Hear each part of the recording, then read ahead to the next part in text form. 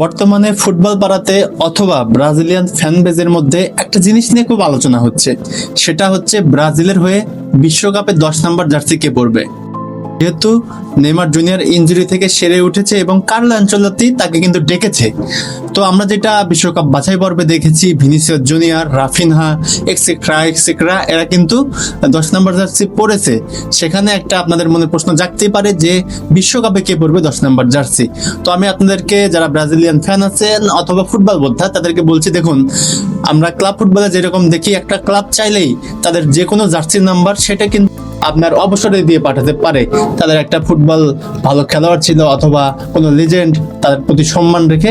কিন্তু ন্যাশনাল টিমে কিন্তু সেটা হয় না, একেবারে ইম্পসিবল। তাই যেহেতু নেইমার ইনজুরি ছিল, সেই কারণে কিন্তু নেইমারের পরিবর্তে যারা খেলেছে এই দলে, তার ভিতরে একজনকে 10 নম্বর জার্সি দিয়েছে।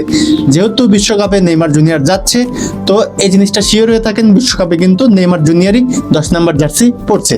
আশা করি আপনাদের আর কোনো এটা নিয়ে দ্বিধা থাকার কথা না।